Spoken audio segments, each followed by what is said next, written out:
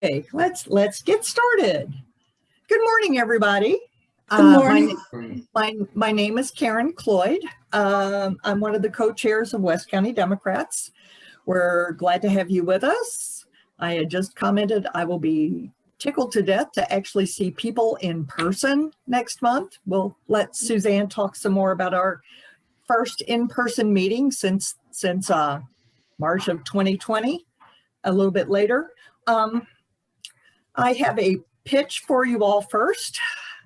I know we have a legislative report coming up later in the program from Glenn, but I wanted to ask you, this is my advocacy bit for today, if you could please call, I know it sounds extremely unpleasant, but call Josh Hawley's office. I put his DC number in the chat box and ask him to consider voting for Senate Bill 1, which is For the People Act. I spoke too soon. There's my dog.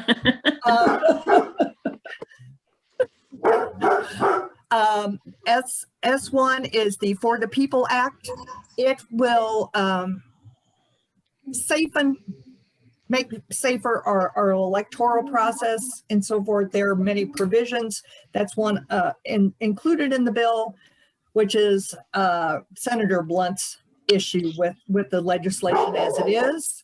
And the dog's about ready to get put in timeout.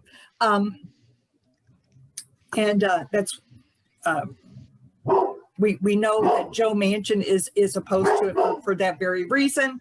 But we need to try to pressure Josh Hawley to see reasonableness and push that forward. That is different. Was looking up some stuff this morning that's different from the Voting Rights Advancement Act. It's also the John Lewis Voting Rights Act. It has a little bit different provisions, but from everything I've studied and everything I've read, best case scenario is we pass both of those. So if you could please call Senator Hawley's office at some point in time today. That's the best way for us to ensure that elections continue to be fair and handled appropriately, because the Missouri legislature, if they get back at it, they will find some way to work on more restrictive voting laws. Speaking of voting, if you're unaware of it, there is a special election in August. It's August 3rd in St. Louis County. It deals primarily, I believe, with the county, St. Louis County community college system. I guess that's actually also in the city, but just wanted to float that out there. Let's see. You should have received the May minutes electronically. If you haven't looked at those, you might want to do so, especially if you weren't with us that day. And I believe we'll go on to the membership report. Gay is also the treasurer for today because our treasurer is elsewhere. So Gay, I'll turn it over to you. Membership, okay, thank you. Membership and money. Membership, we currently have 96 paid members, so keep those checks coming in. Remember, it's $20 a year. And, you know, I think we're doing really well considering we've all been locked away and it's a little more difficult to collect the dues. Okay, now on to the treasurer's report. The balance as of May 30th was $6,108.73. In May, our revenue was $28.06, which was $20 for dues that someone paid and $8.06 for PNC credit card reward. Our disbursements for May were $349.90. There was $200 for honorariums and social media for $149.90. That leaves our balance as of May 28th at $5,786.89. And I hope I did Jan justice with this. You did fine. Okay. Next, the program report. Suzanne, oh, there you are, Suzanne. Here I am. Would you like to tell them what we're planning for next month? Yes, I'm really excited about this because we've been locked away so long, we haven't had a chance to get together.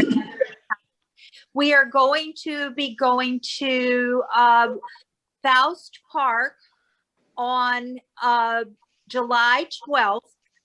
We're going to have our meeting there, and Deb Lavender is going to be our speaker, and she will be taking questions about the legislative report and all.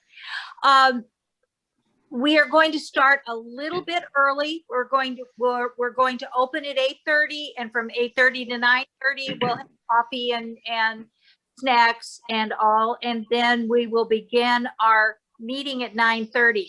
We want to get you out of there before the 12 o'clock sun starts beating down on us on a July day. So keep that in mind. We're going to be a little bit earlier. We will send you an invitation for you to RSVP, so we will know how many people to set up for. It's very important that you RSVP, but if you forgot and you wake up and think, oh, I can't go, no, come on, we'll find something. We'll split a bagel. It'll be fine. So anyway, July 12th, 8:30 a.m. at Faust Park. And that's over on Olive Street Road, not far from Chesterfield Mall. And we'll have a map and directions and everything in the invitation for you. But so I hope you will come, and we'll get to see each other for the first time in person. That it's just a wonderful idea. So also, we are going to take August off. We're just going to have a vacation and hope you get to visit with family, friends, and all during August. And hopefully in September, we will be back at the hall and we will have an in-person meeting. That's what we're working toward as far as our program, and we hope that you will join us for that. Oh, I want to announce one thing. One of our founding members, Julie Triplett, took a bad fall and has broken her hip, and she's in rehab at Surrey Place. If you would like to send her a card, on the chat, I put the address for Surrey Place, so you will have it available to you. She is a wonderful member and has absolutely always worked very hard for this organization, so we should show her some support. Okay, back to you, Karen. Okie doke. All right. Next, we have our speaker. Our speaker with us today is Dr. Kenneth F. Warren, Professor of Political Science at St. Louis University and President of the Warren Poll. His topic today is, why is our area so red? Spoiler alert. It's because things have spun out of control. Dr. Warren has polled for the media, government, private clients, and politicians throughout America. Dr. Warren has served as political analyst for local, national, and international media, appearing in the New York Times, the London Times, the Guardian, Pravda, the Wall Street Journal, The Hill, and the New Republic, and on ABC, NBC, CBS, CNN, Fox, MSNBC, PBS, CBC, BBC, NPR, and on numerous foreign print and electronic media outlets in Europe, the Middle East, the Far East, and Australia. Dr. Warren is the author of many works, including In Defense of Public Opinion Polling and Administrative Law in the American Political System, and which also is in a Chinese edition. Warren has served 23 times as an expert witness in such areas as voting rights. Professor Warren has taught at various universities throughout the world, including Oxford University, City University of Hong Kong, Renmin University in Beijing. This is why I don't travel abroad. Xiamen University, as well as other foreign universities. He is the recipient of the Edward J. McGuire Teaching Award in 2006, awarded to top educator in the St. Louis metro area. And my dog has been contained where she cannot interrupt us. Dr. Warren? It's all Well, yours. thank you for the introduction. It's a pleasure to speak to this group. It's a friendly group. I am a fellow Democrat. Political scientists, as you know, are almost all Democrats, so we have wisdom. I would like to talk about Missouri politics, politics in this area as well. But when you titled it In the Area, I'm basically focusing on the politics of Missouri and the plight of the Democratic Party, unfortunately. I'm not the carrier of great news today. You're in a Democratic club.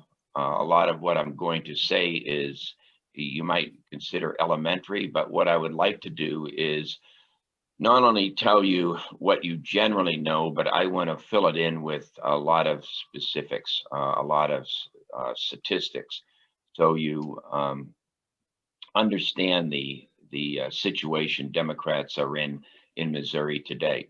I'm first going to give you an overview, and I'm just going to go over some of these notes. I'm then going to tell you what the situation is today.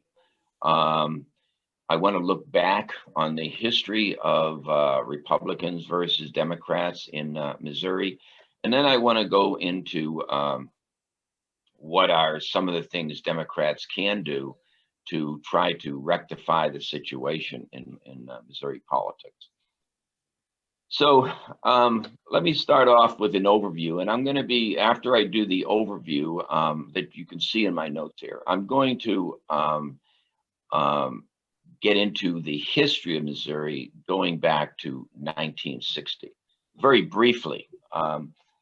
So 4 decades, Democrats held their own in Missouri politics, winning statewide offices, and they have certainly won their fair share of offices since 1960 in terms of holding governorships and holding U.S. Senate seats, and even in their control of, or let's say the parity they've had in the state legislature. This is all up until 2016 when this abruptly halted. So until Trump won Missouri by 18.51% in 2016, sweeping into office fellow Republicans across the states, Democrats, a lot of people don't know this, they don't realize this, but Democrats held every statewide office except for the lieutenant governor going into the 2016 presidential race, and of course other races. But Peter Kinder was the only Republican who held a statewide office going into 2016. I'm not counting the U.S. Senate, of course, that was held by McCaskill and Blunt. But you know, other than that, the Democrats were holding their own, and then suddenly in 2016, with Trump's enormous victory, he had, you know, very strong coattails, and he swept into office all of these Republicans. I've been a friend of, even though we have a mutual respect for each other, of Roy Blunt for decades, and I have met with him on a regular basis, one-on-one, every 3 months or so. And I will tell you, I met with him in September of 2016, and he thought he was going to lose. He had a tough opponent, and he felt he was going to lose.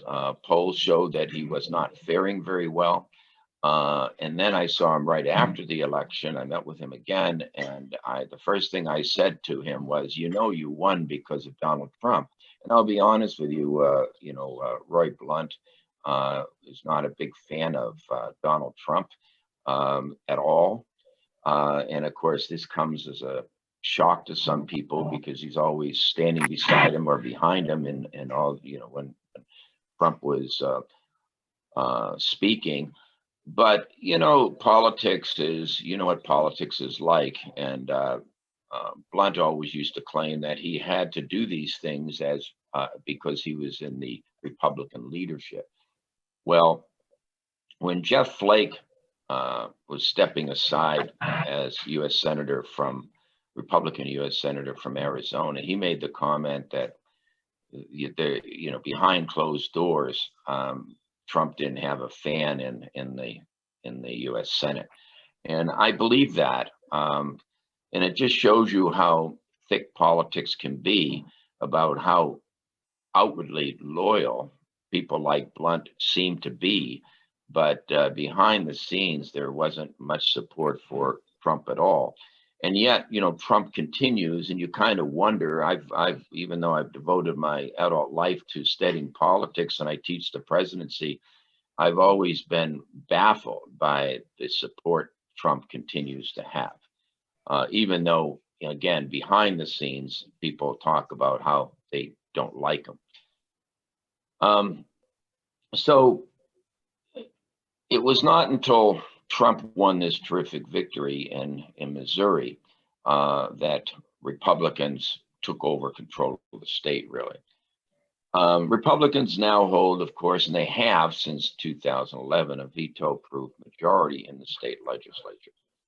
Remember that redistricting really did it in for Democrats when in 2010, nationwide and in Missouri, as Obama, to quote Obama, we got shellacked.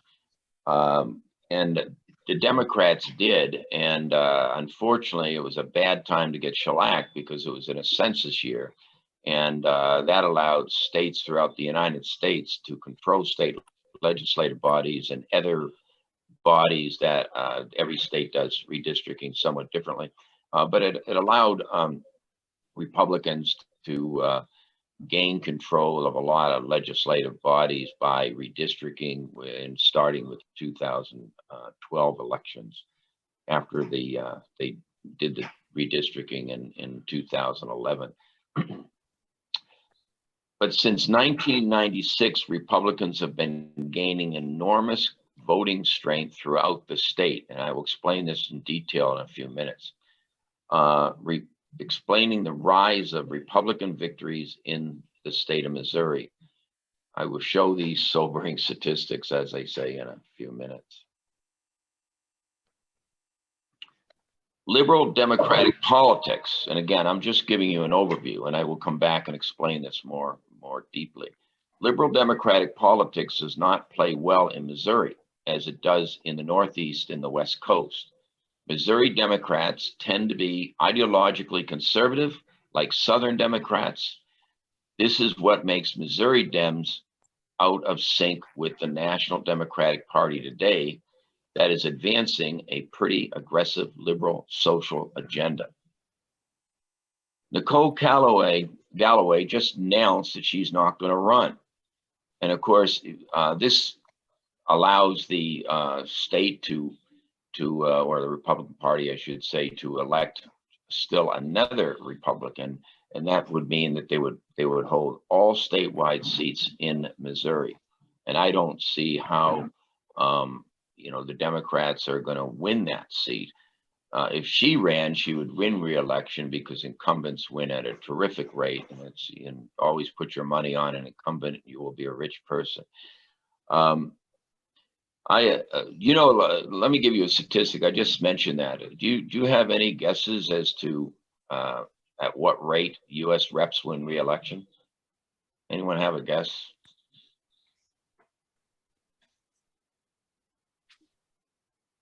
No one wants to take 95%. Yeah, that's about right on. Okay. The U.S. About a low is 92, 93%. U.S. reps have actually won in some elections by over 98% of the vote, 98.1%, for instance, in 1998. And they've come close to that in other elections. So in a typical election, what that means is out of 435 rep seats, only about 14, 15, 17 or so are really competitive. They will talk about more seats than that being competitive at first, but they're really not. You know how they will have, they'll have up for grabs. They'll have lean Republican, lean Democrat, solid Republican, solid Democrat. Well, most of the leaners end up, winning in their parties. And so there are very few incumbents that lose at any level, by the way. Which senators are less secure, but senators they win at an average of over 83%. And lately they've been winning by a higher percentage than that. So presents a problem for Democrats, because you have all these Republican incumbents in office, and a lot of them are fairly young, who've just been, elected since 2016. And that means that if they want to stay in that office, they will likely get reelected and reelected and reelected. It's one of the reasons that Democrats won so many seats going into 2016, because you had, Robin Carnahan and you had Nixon and other Democrats that were Coster, and these Democrats are just winning re-elections.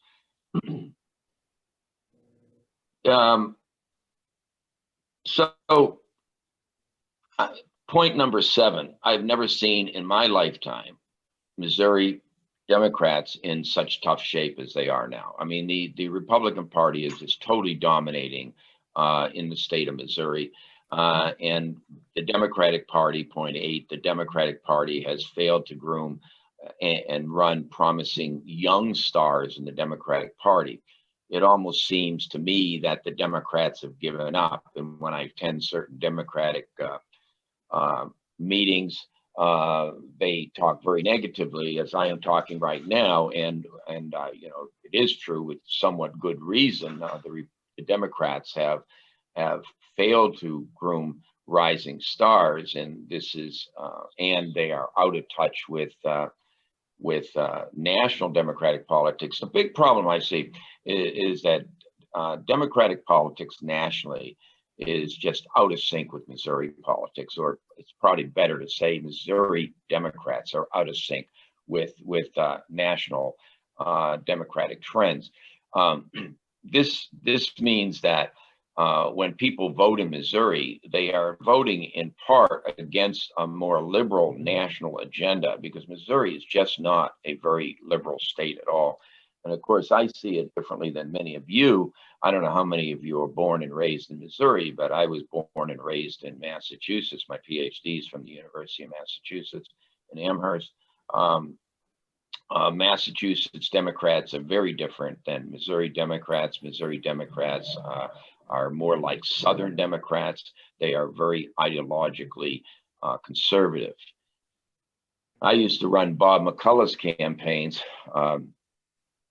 and I ran his first one and his second one completely in 1990 and 1994. And Bob McCullough looked at me one day and he says, the trouble with the Democratic Party is people like you. And I said, well, what do you mean, Bob? He says, you liberal Democrats.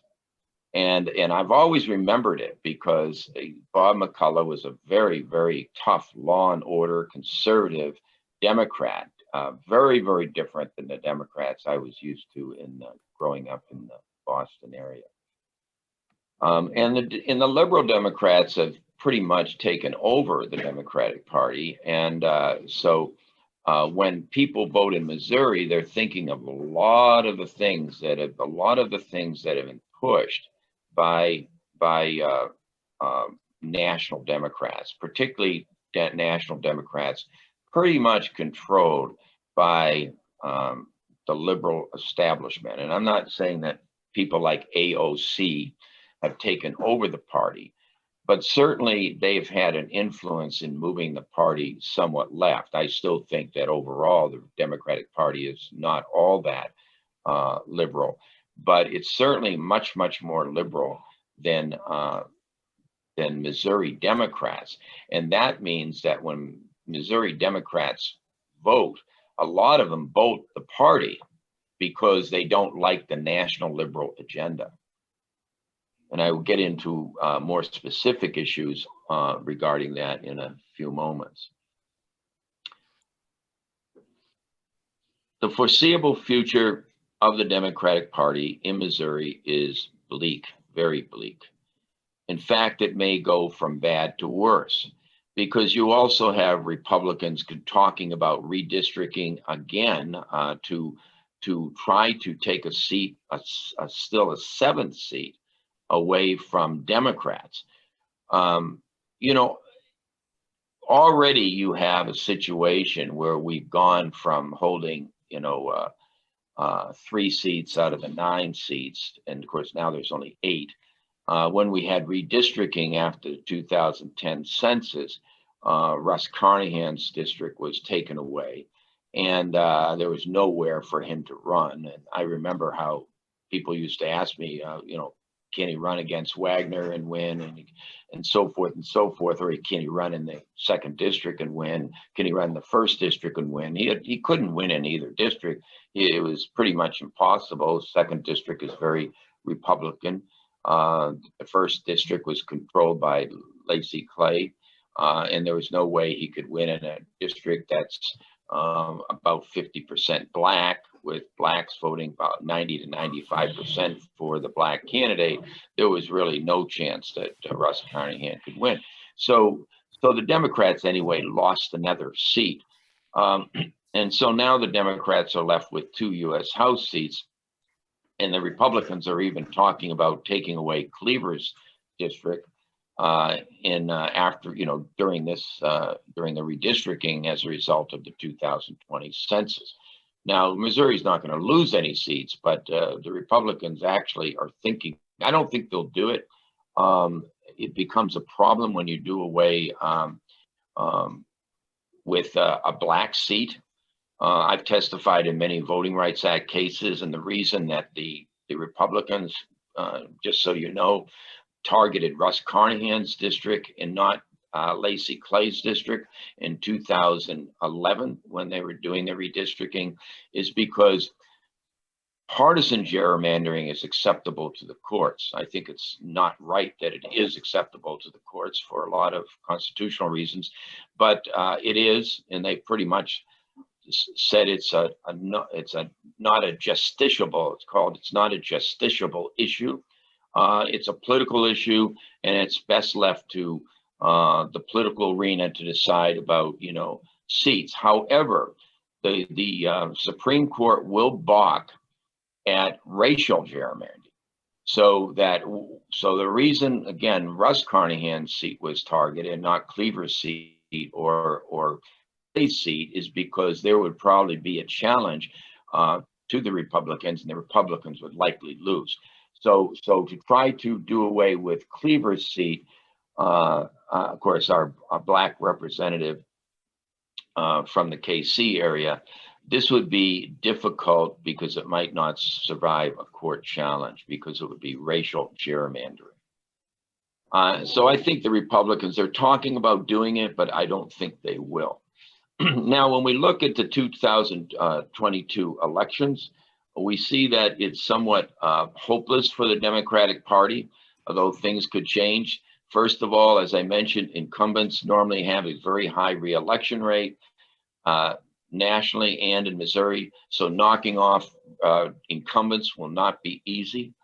There is an open Senate seat, Roy Blunt's seat, but you have almost no one of any real distinction, and I don't mean to be negative on or insulting to the Democratic candidates, but just from a practical matter, following politics as I have, teaching campaigns and elections and writing about campaigns and elections, I can tell you that it is pretty difficult for a Democrat to win when you're running Democrats like Scott Sifton, and there's nothing wrong with Scott Sifton, but he is certainly not a prominent, well-known statewide Democrat. He's a former state senator from St. Louis County.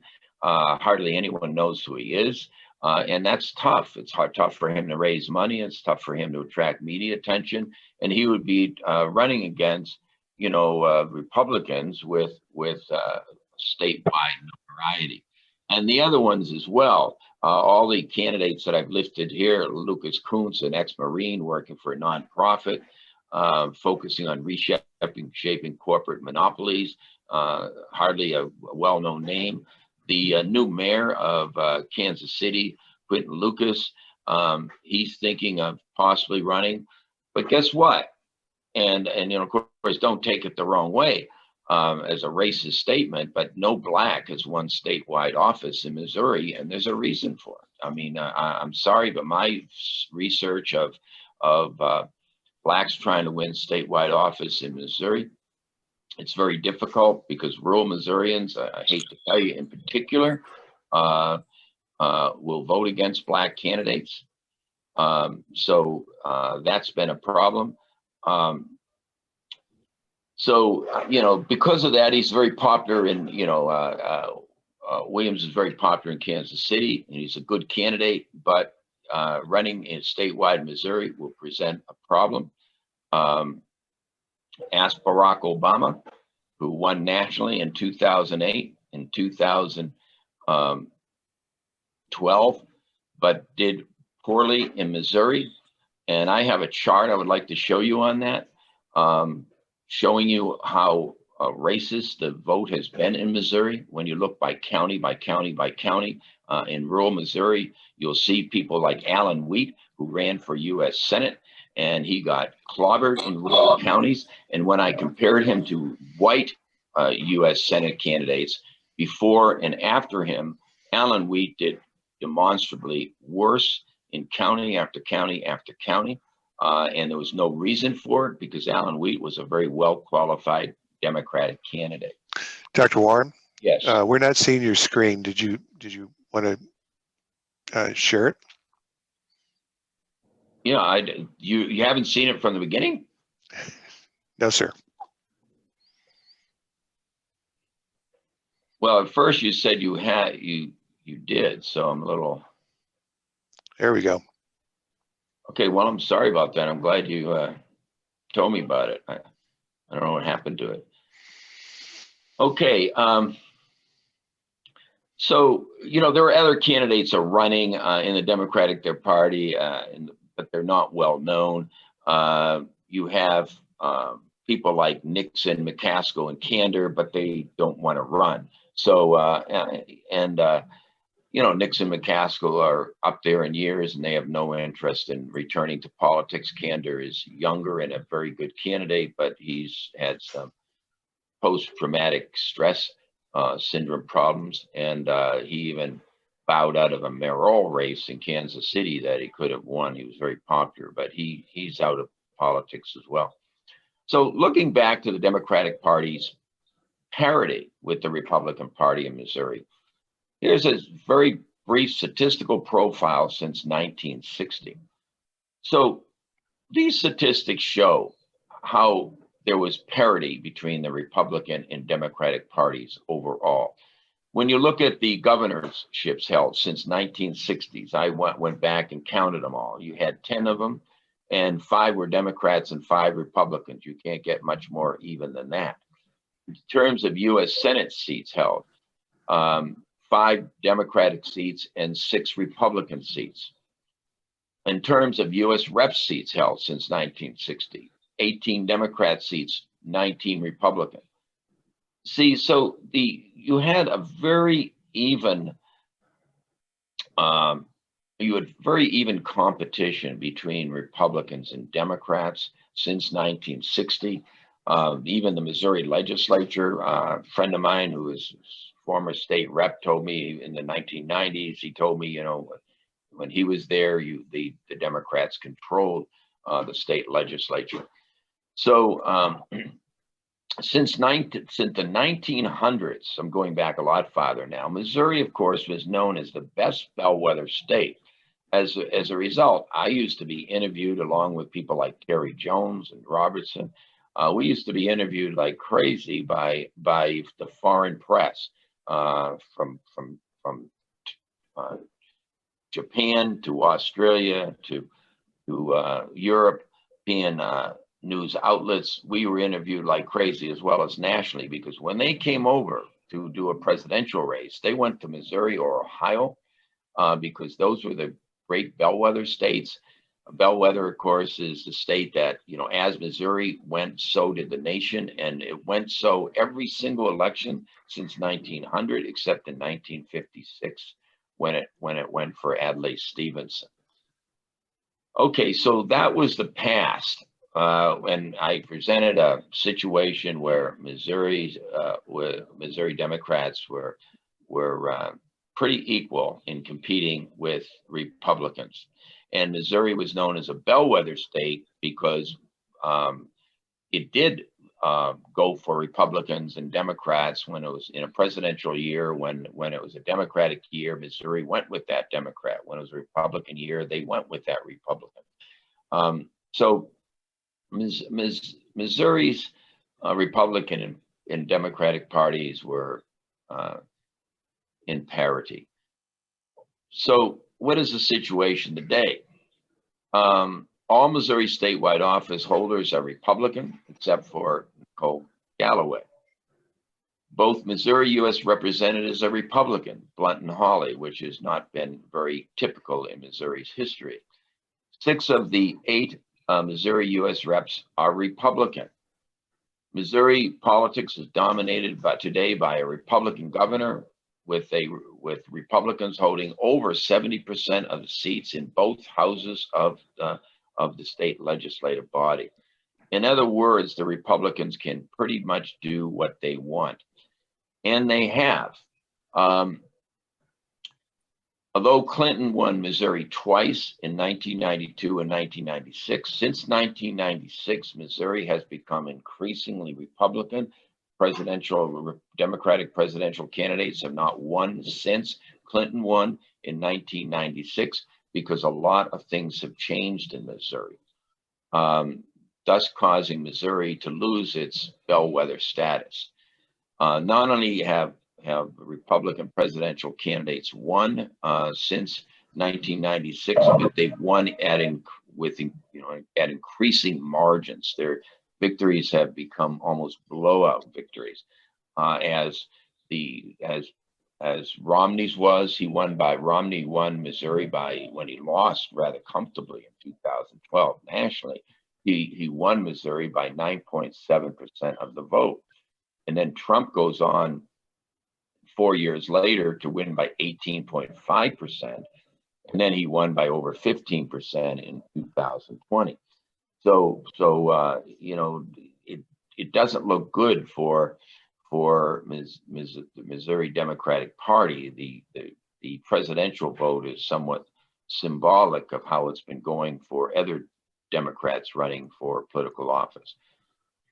While Missouri politically is dominated by conservative Republican politics, the Missouri electorate overall is not that Republican or conservative. Now, this is what is somewhat surprising, maybe not surprising to you, but when you look at election results, you do look at them as, you know, somewhat even within the 40-60% range. And yet, when you look at so that means that, you know, there are 40-something% of the people in Missouri consistently voting Democrat. And yet you see the Republicans totally dominating in the Missouri legislature, and overall dictating politics, because they control the governorship, they control the Missouri legislature, and it's veto proof. And as a result, they are able to crank out Republican policies, and they're even able to, you know, do such things as refuse to fund Medicaid expansion, even though the voters voted overwhelmingly for it. The Republicans have become so cocky because they control the Missouri legislature and the governorship, that they feel they can do about anything to not only the Democrats, but to the people of Missouri who voted for instance, Medicaid expansion. Note, I checked it out. I looked up this stat, and I found out that no state has refused to fund Medicaid expansion after voters voted for it. The only state that's done that is Missouri. And I think that's pretty pathetic, going against the will of the people. Oklahoma hasn't funded it yet, but it's just being delayed. So what are the reasons for why Missouri has turned so red so fast? In a sense, demographical trends favoring Democrats in America have bypassed Missouri. Now, to a political scientist, to an electoral behavior person such as me, this is very important. While the Latino Hispanic population has increased dramatically since 2000 nationwide, and in certain states like Colorado, Nevada, and Arizona, turning these states to the Democratic Party, Missouri has remained a very white state. In 2000, the U.S. Hispanic population was 12.5%, increasing to about 19% in 2021, while Missouri's Hispanic population has gone from only 2.1% to 4.4%. The white population decreased only slightly in Missouri from 83.8% in 2000 to 82.9% in 2021, compared to the white population in the US in 2000, going from 80.3% to 73%. This is a very significant statistic for many reasons. The Hispanic population or voters vote overwhelmingly Democrat, overwhelmingly 65 to 73%. So nationwide, if you just look at 65 to 73% of 19% of the total vote, that is, makes an enormous difference. And that is why people like Hillary Clinton won by, 2.8 million, why Biden won by over 7 million. That's because nationwide, of course, we're governed by an electoral college system, but in terms of the popular vote, it's one of the reasons why, because a lot of people don't understand this, but one of the reasons is that the United States is becoming increasingly minority, and particularly Hispanic, and the Asian population has increased rather significantly as well, and they vote overwhelmingly Democratic. Of course, Black voters vote really overwhelmingly Democratic the most, and they vote 90 to 95%. Obama in 2008 got 95.1% of the Black vote, according to exit poll data. So this is not good for Missouri Democrats, because what's happening is that the National Democratic Party, let's say, is pushing rather liberal issues, and these liberal issues do not connect very well with Missouri Democrats. The fact that the Democratic Party nationally pushes liberal issues that connect quite well with Hispanics and African Americans and so forth, and other minorities, these issues don't track well in Missouri, because Missouri is predominantly white. I mean, very, very white. And, take an example like Black Lives Matter, for instance. Black Lives Matter is very popular in the Democratic Party nationally and with Democrats, but it doesn't fly that well, except in this immediate area. Black Lives Matter does not play that well. In fact, there's a backlash to it.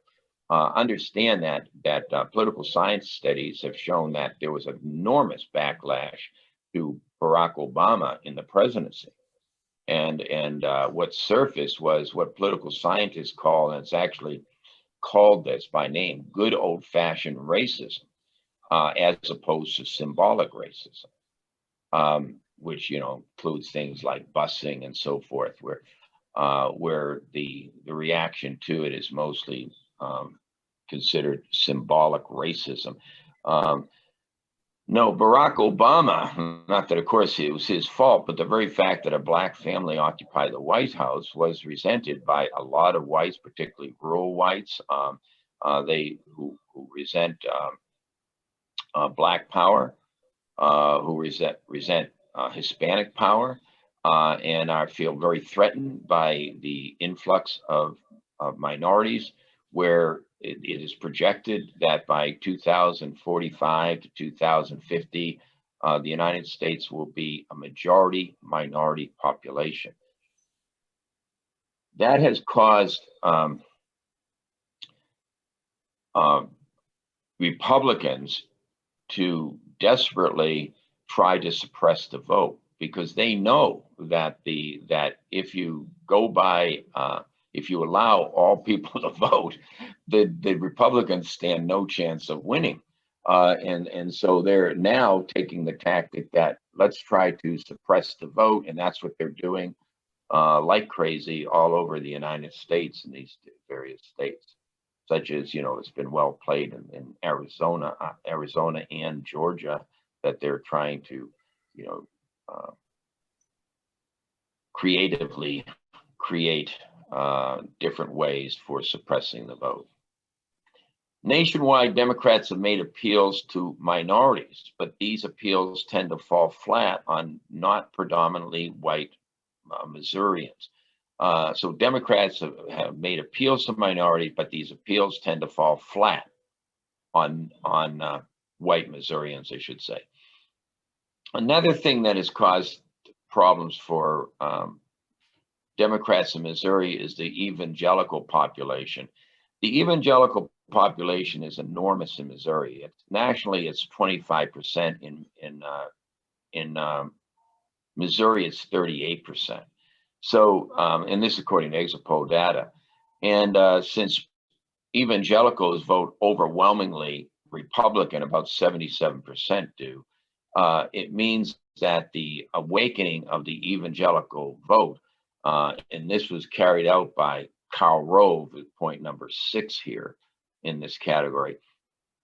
Karl Rove decided after the 2000 election that and he was right, by the way, that the smart strategy is to target your base and increase your base's vote, because it's a guaranteed vote for your party. Don't try to appeal, he felt, to the independents that much, or particularly Democrats, because it's cost ineffective to do so. What you need to do, he said, is to target your base and do everything possible to turn out your base. Now my studies into that, I wrote a chapter for a book called Presidential Swing States, and it was on Missouri. And I looked into all these counties. For sake of time, I won't show you these, but it's in this book called Swing State Politics. And I have a lot of graphs that show the enormous evangelical vote in Missouri. And Karl Rove, what Karl Rove did is he came into states with his people in Missouri and other states that had a large evangelical population, and he increased the votes for Republicans like you wouldn't believe. That literally in some, I looked at all 115 counties in Missouri, and you could see that in rural counties, the vote increase would literally go from let's say 2,600 turnout in a rural county to 49, 53. Some of the counties literally increased in a 4-year period over 100%. I found one county where the vote increase was 117%. But typically the rural counties were increasing their votes by 40 to 80%. Greene County, for instance, in a 4-year span from 2004 to 2008, went from 98,000 turning out to 135,000. Now that's an enormous increase in a relatively conservative county, not as conservative as some other rural counties, to say the least. But it's still, you had 38,000 more people voting or 37,000 more people voting from one presidential election year to another election year.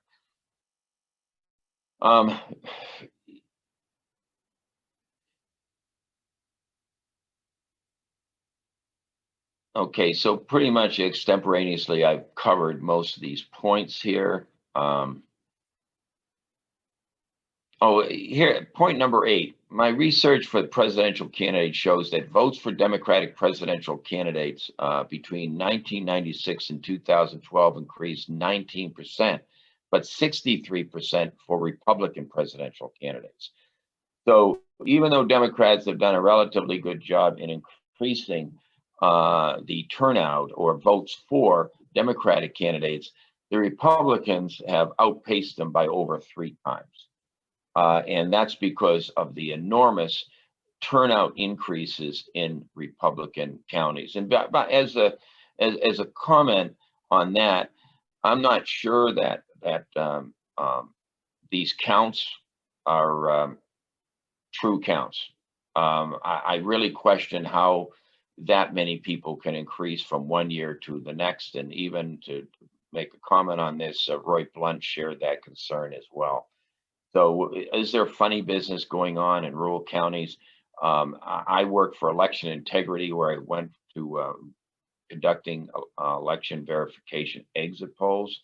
And I would go into suspect polling places and poll as, with my people, poll as many as 900 people out of 1,700 people voting. And we would compare our results with the posted results. And we would sometimes find the vote counts to be off as much as like 16%, which is a lot. And so I suspect that there was cheating done in Ohio in 2004, for instance.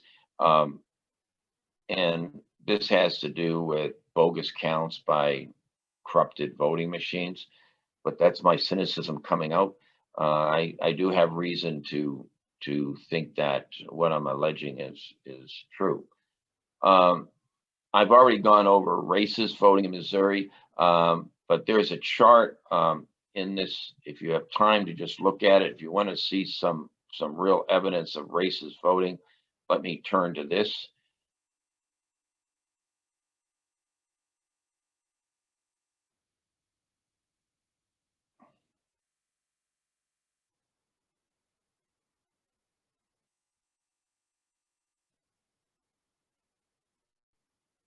I think it's on page 51.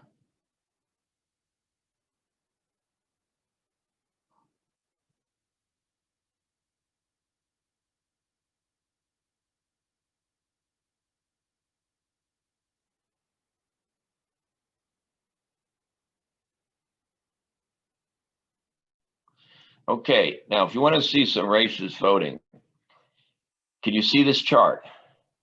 No. You can't see this chart? No, No, we continue to. Oh, okay, I need to go to a new share, right? oh, you're asking the wrong person. Mark? Yeah, no, I need to go to a new share. Yes.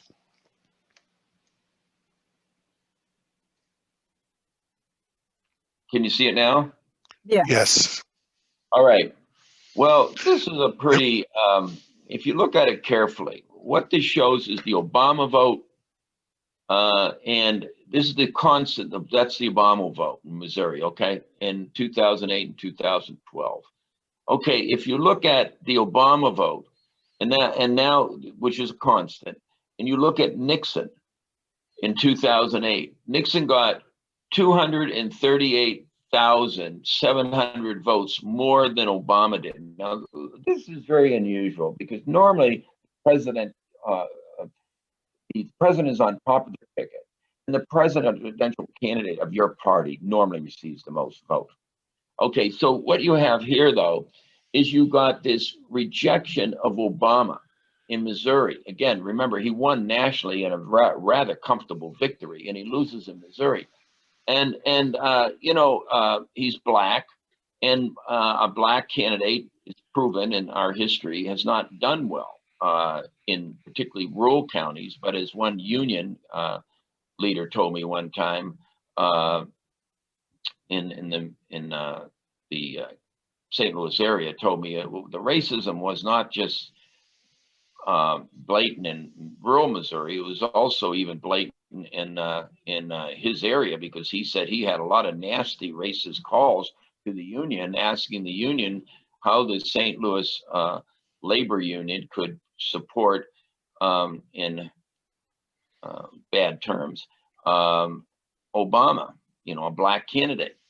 Only they didn't say black candidate. He said so. The racism was fairly apparent even among his white union members, who objected to the St. Louis Labor Council supporting Barack Obama. Now you look at Carnahan. This is of course Robin Carnahan running for Secretary of State. She got 307,241 votes more than Obama. Coster, you know, he's only 29,000, but McCaskill 270,000, Nixon 270,000, Coster in 2012 267,000. So you get the idea. More than Barack Obama, who headed the ticket as the Democratic presidential candidate. Okay, so can you see my notes? Are you back to my notes? No, No, No, no. okay, they're back. yes. Yeah, okay.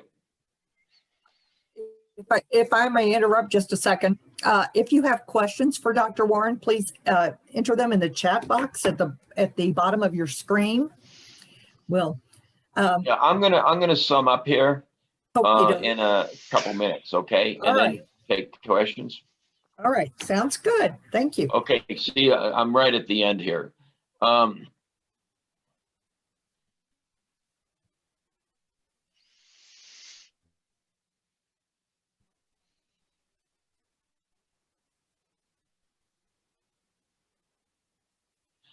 So I was going to get is that it's out of sync with the National Democratic Party.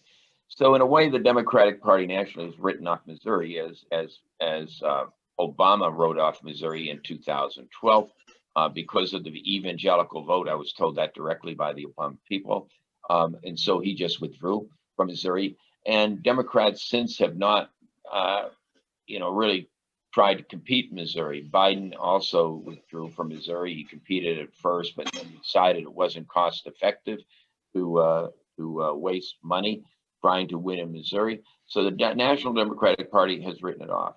And one of the reasons it's written it off is because of the large evangelical vote, which the Democratic Party in 2008 told me was a nut. The way they put it was a nut too hard to crack. It was a 5% difference just because of the evangelical vote. It was hurting Obama, and so Obama decided to pretty much pull out Missouri, particularly in 2012. He didn't even try to compete in Missouri. Now, this is a bad thing because what the Democratic Party is saying is that the issues that the National Party is pushing do not do very well in Missouri. So gun control is one. I mean, nationally, Democrats have pushed for gun control, but that you know how that plays in Missouri very, very, very poorly. And that's one of the reasons the McCloskeys have emerged as a lot more popular than we would like to see.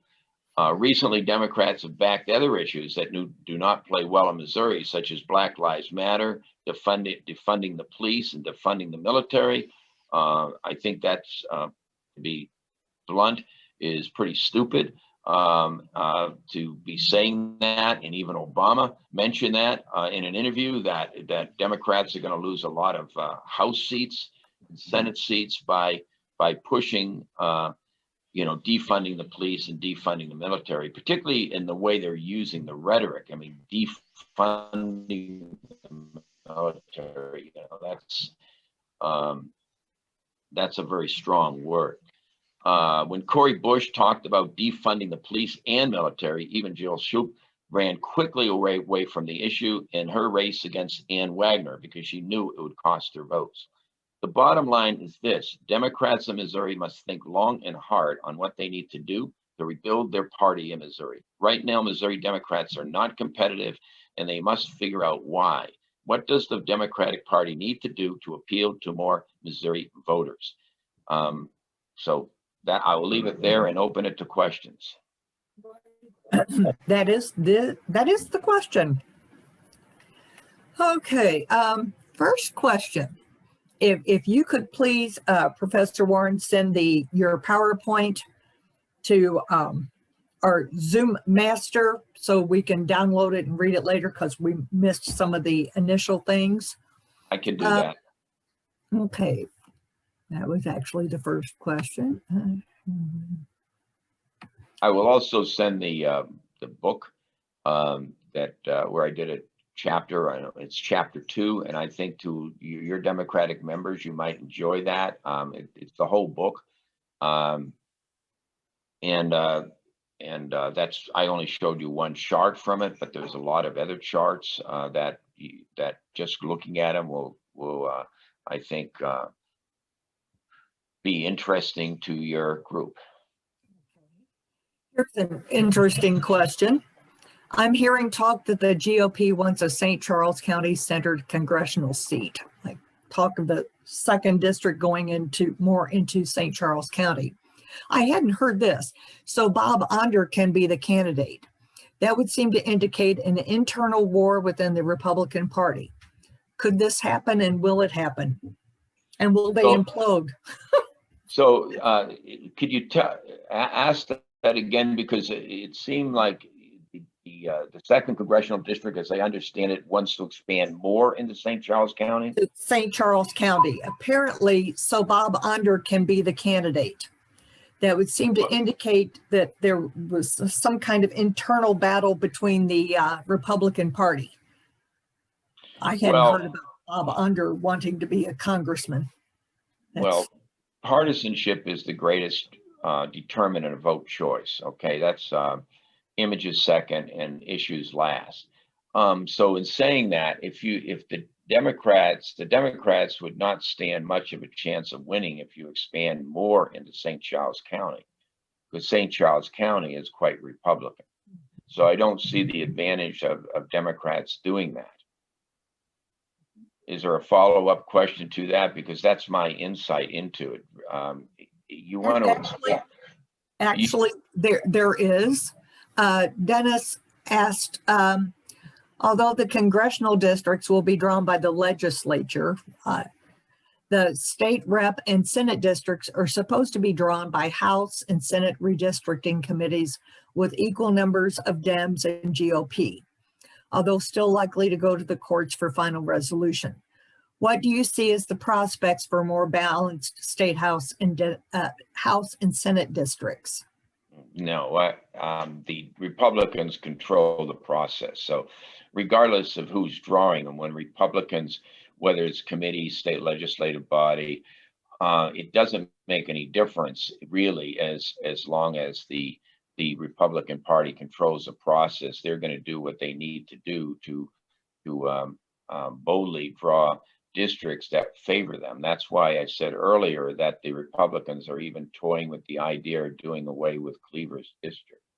Remember that what the voters voted for was, and that is putting it to a demographer, allowing a demographer to do it.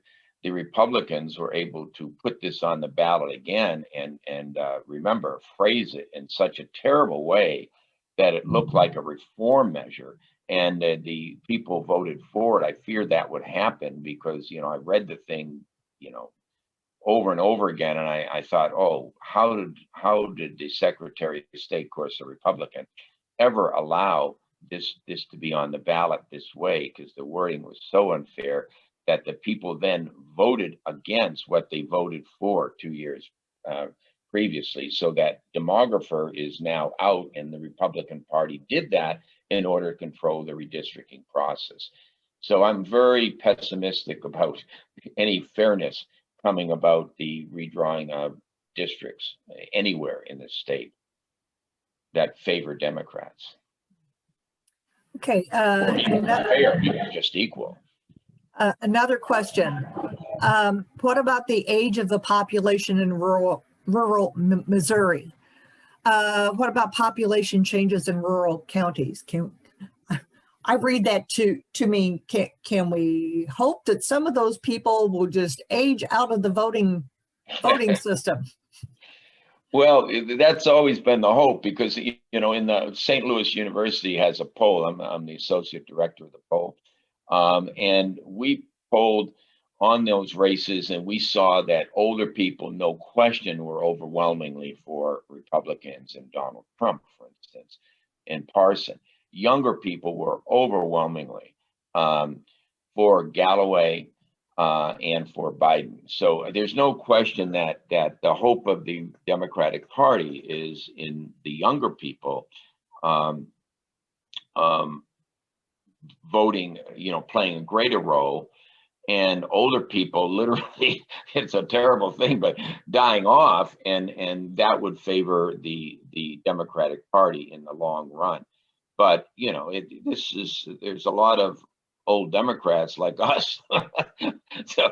so, but no, the overall, there's the age of the of Missourians is older than the national average.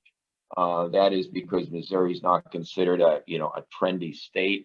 A lot of young people are not attracted to Missouri, and they're moving to, you know, states like Arizona and frankly Georgia, Atlanta, the New South, and so forth, North Carolina, and states like that, Colorado, and the younger voters have turned those states around.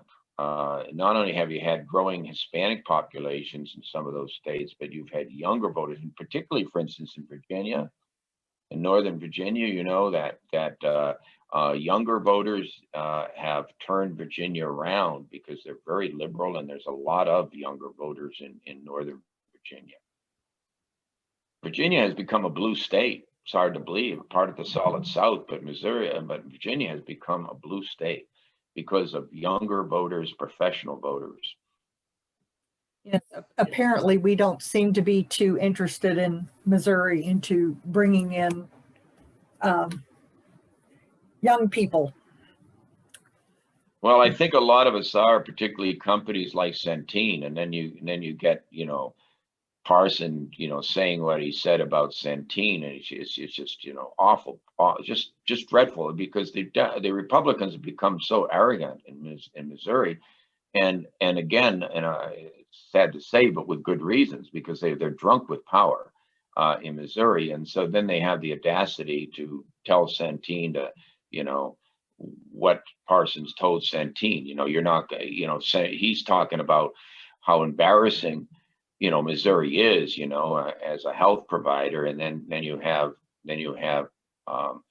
Missouri going back on Medicaid expansion, and even though voters voted for it, refusing to fund it. I mean, that's just crazy. I think there's some chance that the Republicans will lose in court, however.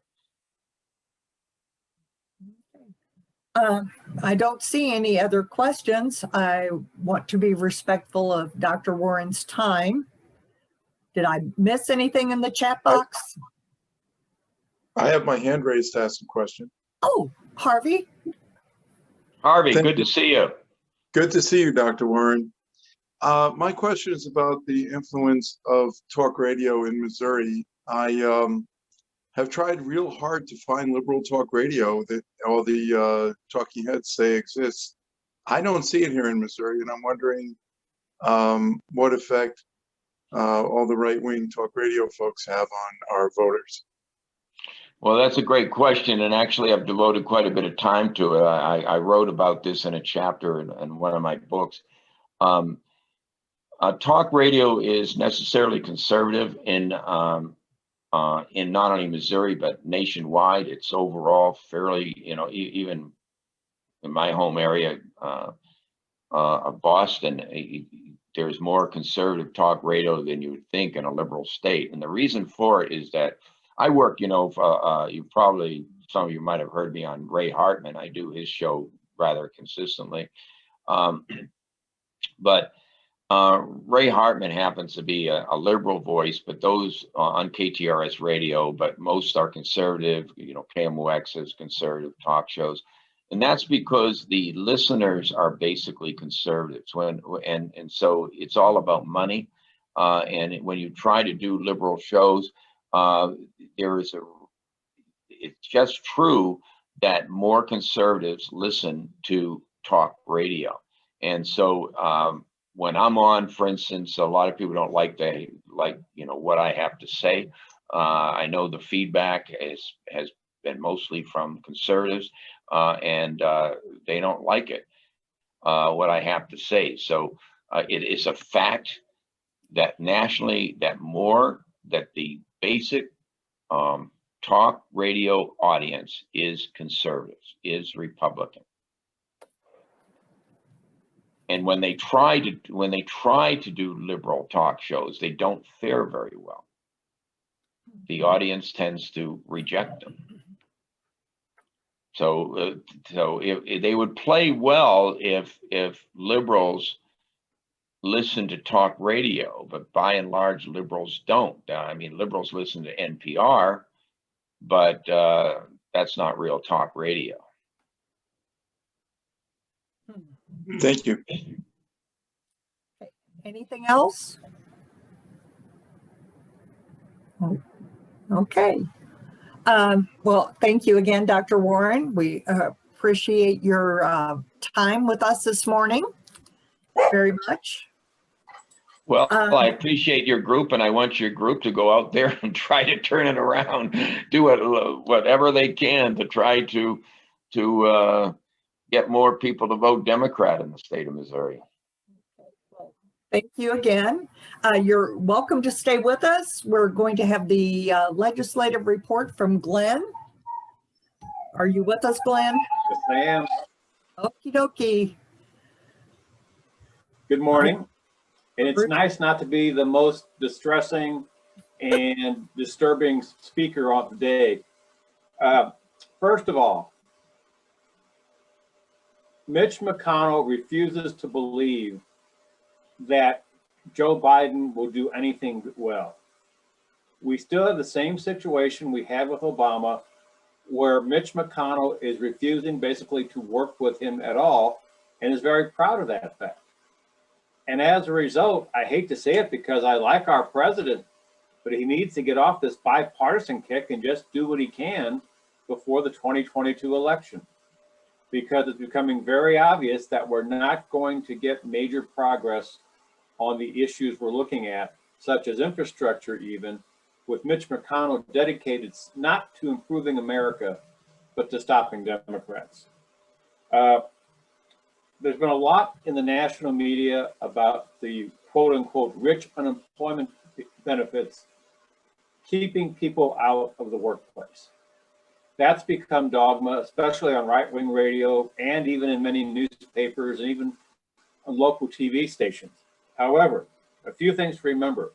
New York Times had a nice article about this over a week ago. There's also been some other good reporting. And just to summarize, remember, millions of jobs were unfilled before the pandemic, mainly because they were low-paying and lousy jobs. A lot of people can't return to the workforce because they're at health risk. A lot of the marginal people who work part-time or who have limitations are out because of the health risk. A lot of those jobs that are open, again, are just part-time. Say, moms with kids who need babysitting. Yes, you can get $15 an hour working in a convenience store in South County, but you have to work midnight to 8 a.m. It's hard to find a babysitter from midnight to 8 a.m. Another thing people forget, Amazon has added more than 1 million workers in the last few years. And the vast majority of Amazon employees have high school diplomas and low skill sets. So if you had your choice between working as a clerk or as a busboy or working for Amazon, Amazon's not that bad of a choice. And that takes a lot of people out of the job mix. And finally, for the first time in US history, the number of people in the prime employment ages, 18 to 64, actually dropped last year. And they're expecting that number of people to drop even further in coming years. So in other words, you have more jobs and fewer people to fill them from the outset. So with all those things in place, when people say, well, Americans are lazy, they want to stay home and watch TV because we're too generous to them, it's not that simple. Another thing, by the way, remember my food pantry background. Food pantries across the state are bracing for an influx of people the next few weeks who have lost their unemployment and still can't find substantial work. Remember too, the stock market and the other economic indicators are very, very strong. And it could be enthusiasm without a reason. But the thing is, the American economy is very strong. It's come back from the pandemic much quicker than everyone could expect. What we are seeing, though, is the Trump administration holdovers and the changes he made to the bureaucracy slowing down progress on a bunch of issues. 4 years of Trump is not going to get changed in 6 months. The people from the Biden administration have done things like stop the Keystone XL pipeline by making it harder to do, and a lot of other things, but we still have a lot of environmental rules, a lot of work rules. You may have seen about all the billionaires paying almost nothing in taxes. In a couple of the articles, they pointed out you're more likely to be audited by IRS if you're a middle income worker than a billionaire, because middle income people and lower income people are easier to audit than billionaires who have private accountants and lawyers and so on.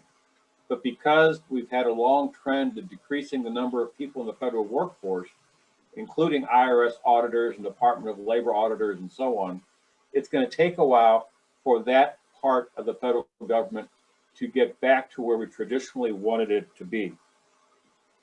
On the plus side, we have seen the Biden administration doing a lot of policies which are family friendly. It looks like some of the enhancements to food stamps that were made during the pandemic are going to endure. It looks like some of the enhancements to Medicaid support are going to continue. Now, even though the Missouri Republicans and the National Republicans say bad things about Medicaid, when push comes to shove, corporate America likes Medicaid because it allows them to have employees they don't have to provide health insurance for. So a lot of these enhancements that Biden is talking about on programs that impact working poor and lower class workers, such as food stamps and Medicaid, have a good chance to endure. Now we get to the bad news. Jefferson City is not on a fault line, unfortunately, so it's not going to just slide into the river and be gone on us. A lot of damage was inflicted on the state during the last legislative session. Probably the worst thing philosophically was the Second Amendment Preservation Act.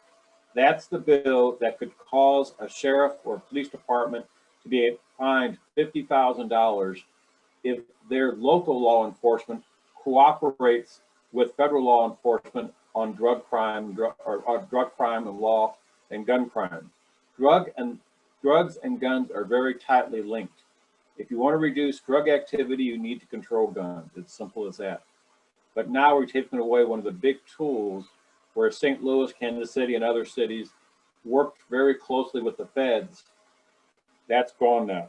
And the governor did sign that. There is some hope because it is so blatantly unconstitutional and so out there that the governor was not going to sign it. Well, guess what? He not only signed it, he signed it in a gun store with a wall of assault rifles behind him. Welcome to Missouri.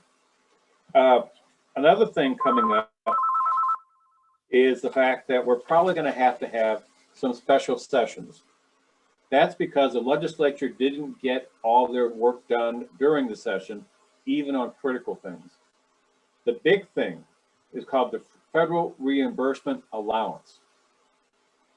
Does anybody here remember Amway, where you sold Amway, then you got your friends to sell Amway, so everybody selling Amway, everybody made a lot more money? The Federal Reimbursement Allowance is kind of like an Amway scheme. Hospitals and pharmacies and other medical providers pay a tax, but for every dollar they pay, that allows Missouri to pull down $2 or $3 in federal money, which Missouri then passes back to the hospitals, pharmacies, etc. I know that seems like a crazy scheme, but it actually works. Missouri has been getting billions of dollars of its Medicaid funding through the FRA for years. The problem is the legislature left town without reauthorizing it. Now, normally this was a bipartisan, simple effort. This year, two things happened. One, Senator Paul Whelan from down in Jefferson County attached to the FRA legislation to make it illegal to provide certain types of birth control like IUDs and so on with Medicaid funds. That's in violation of federal Medicaid rules. Bob Onder and others in the Conservative caucus also wanted to tack things on to the FRA bill. And because of weak leadership in the Senate, basically, the Senate got so frustrated, they threw in the towel and left Jefferson City hours before the end of session. So now they're probably going to have to go back and take up the FRA and get it reauthorized, or else Missouri loses billions of dollars. I say probably because now Governor Parson is saying he won't bring them back until he knows he has a deal. And it appears very possible a deal is going to be impossible to reach.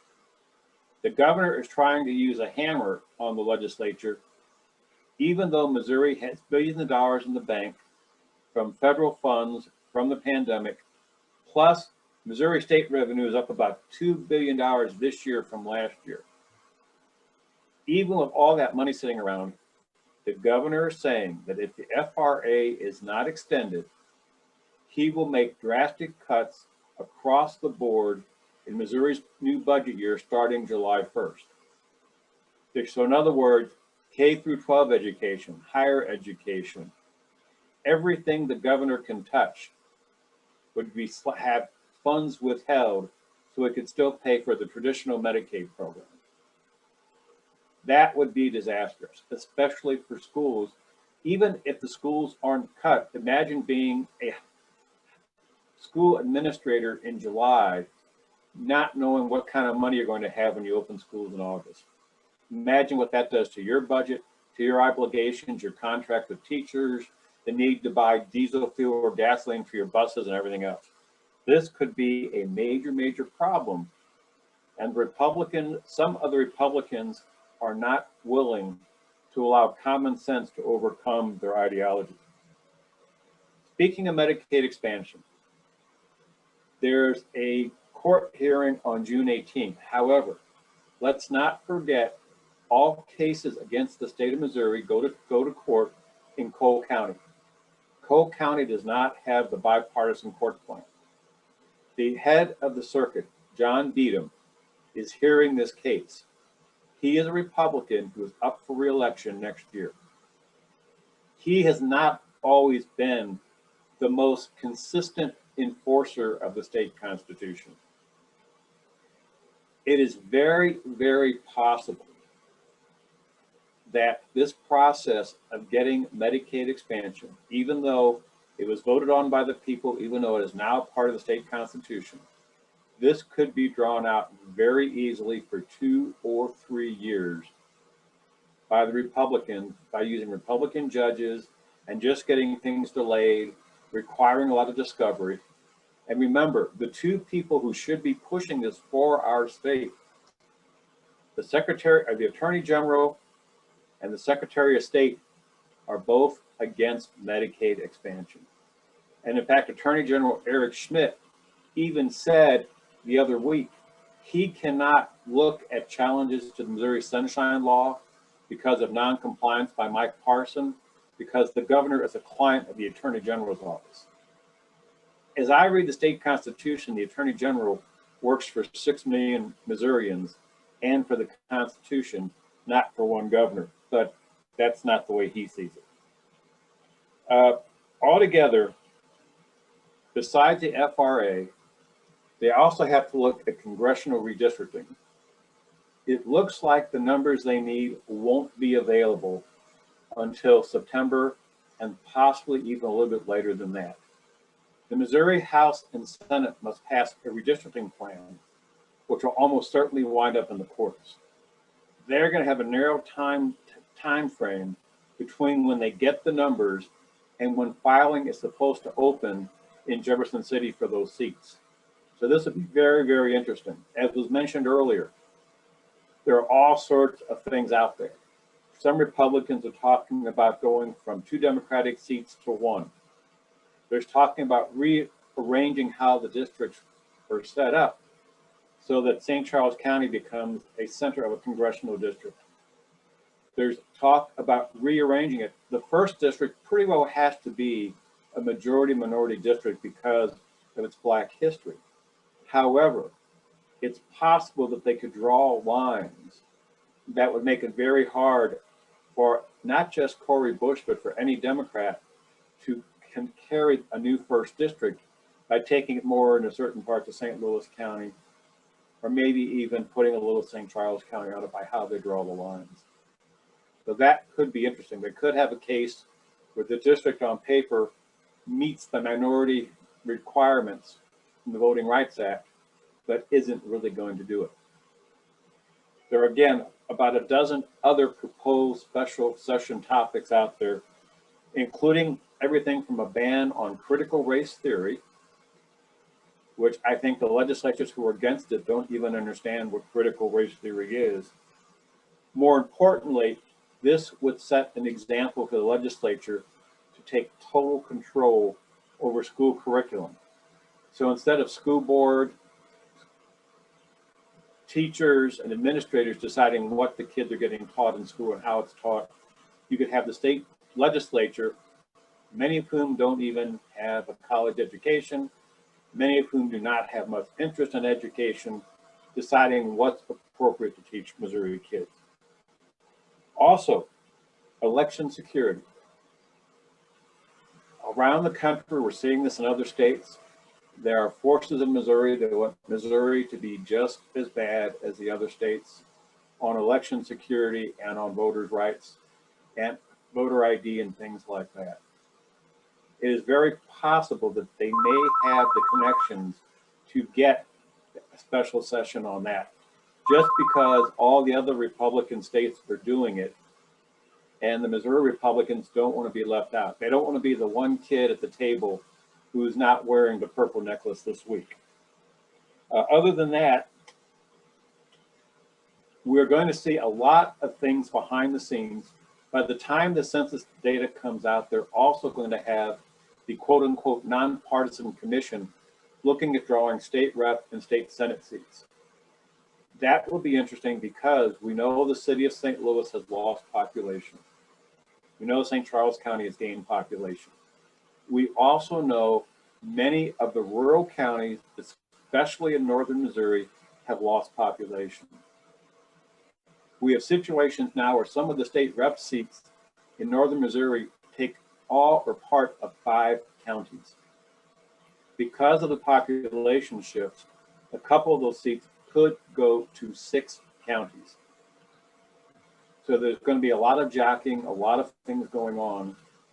Also the fact in the St. Louis area, there are some places where they can make our life even a little bit worse. For example, Trish Gumby, who was elected just the other year, she points out she is on the line in her district. They could move the line 4 blocks, and Trish is then up against Dean Flocker in the primary. There are other situations like that. Down in South County, we're looking at the fact we have a few solid Democratic seats starting from the city and going down to Afton. How you draw the lines, it may be possible to take away 1 or 2 of them. And this process, again, will not be done by a state demographer. It will be done by a commission, a bipartisan commission that will then be going into Republican courts in Jefferson City. So we're looking at a really rough year here, folks. It's going to be bad, and there's just not much we can do about it. We also have to look forward with the census to changes in the lines and things like St. Louis County Council districts, municipal wards, and things like that. So it's going to be a very interesting time to see how hard the Republicans work, even in secondary, supposedly nonpartisan areas, trying to increase their influence. Any questions? Oh, boy. There's one that showed up in the chat box. It's actually for you and Dr. Warren. Is there anything is there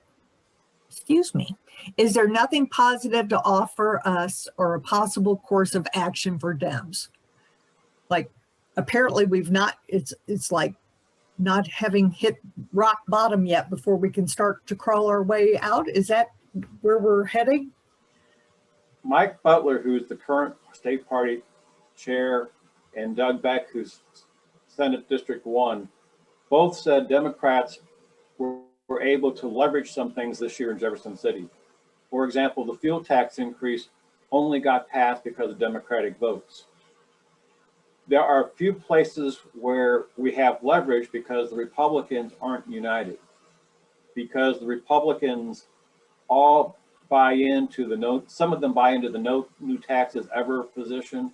Some of them buy into things that are so radical, even what used to be considered conservative Republicans are repulsed by it. Unfortunately, that conservative caucus has a lot of sway in Jeff City. But if our people can leverage things, if they can get little things changed here and there, if we can keep enough senators up there so they can filibuster and try to sand down some of the rough edges, that's about the most we can hope for right now. Anybody else have anything else to ask Glenn about? Sorry, it's so depressing. Well, yeah, it is what it is. Yes. Okay. I would like to remind you that our next meeting will be in person on Monday, July 12th.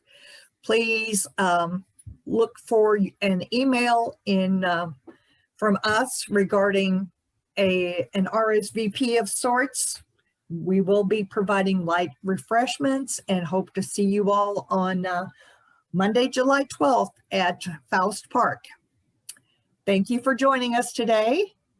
Try to stay cool out there. Thank you.